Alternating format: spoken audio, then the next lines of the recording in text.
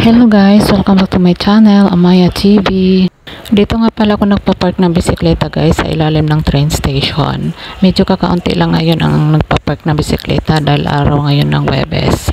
Pero minsan naman kahit araw ng Huwebes maraming nakapark dito. Pero mas lalo na't Sabado at saka Linggo, punong-puno talaga ito, wala ka nang mapaparkingan. Hindi nga lang pala bisikleta ang nakapark dito guys, pati mga motor. Oo nga pala guys, ginagamit ko lang yung bisikleta mula sa bahay hanggang dito lang sa train station.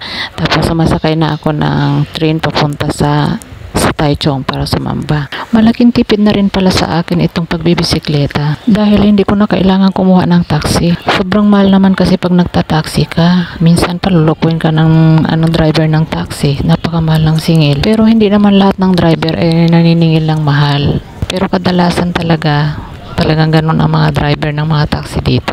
Lalo na alam nila na hindi mo alam yung lugar na pupuntahan mo. Tapos nila i-google nila. Kaya laking pasasalamat ko sa amo ko dahil binigyan nila ako ng bisikleta pang service ko. Malaking tipid na rin sa aking pamasahe kung balikan. Lumalabas nga pala ako guys ng araw ng Huwebes ng gabi at saka araw ng Sabado ng gabi. Yun ang oras at araw ng aking tupad. Ganito lagi ang routine ko guys tuwing Huwebes at saka Sabado. Sasakay na bisikleta galing bahay papuntang train station, tapos sasakay naman ng train papuntang Taichung. After ng pagsamba, uwi na naman ako mga alas 11. Sasakay na naman ako papunta ng Pongien. Tapos pagbaba ng Pongien ng train station, sasakay na naman ako ng aking bisikleta papunta ng bahay. Kaya pagdating ko ng bahay, eksakto naman na 11:30 kasi hindi na ako pwedeng lumampas doon sa 11:30. Sabi ng amo ko, bawal daw akong abutan ng alas 12 ng gabi. Kaya tinansya ko na rin yung oras ng pagsakay ko ng train. Tamang-tama din naman pagdating ko dito 11:30. Ganito ang buhay ng OFW. Kailangang i-manage natin ang ating mga oras na hindi masasagasaan yung ating mga trabaho sa ating mga alaga.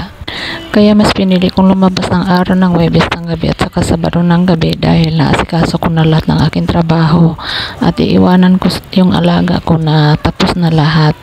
Matutulog na lang siya. Kaya panatag yung loob ko na lumabas ng gabi dahil tapos na lahat ng trabaho ko. Oo nga pala guys, galing na ako doon sa Taichung, tapos na sa pagsamba, pauwi na ako ngayon, nandito na ako, malapit na rin ako sa bahay. Oo nga pala, galing sa train station papunta sa bahay, 10 minutes lang pag magbibisikleta, pero paglalakarin 30 minutes siya. Kaya samahan niyo po ako sa aking paglalakbay hanggang sa makarating ako sa aming bahay.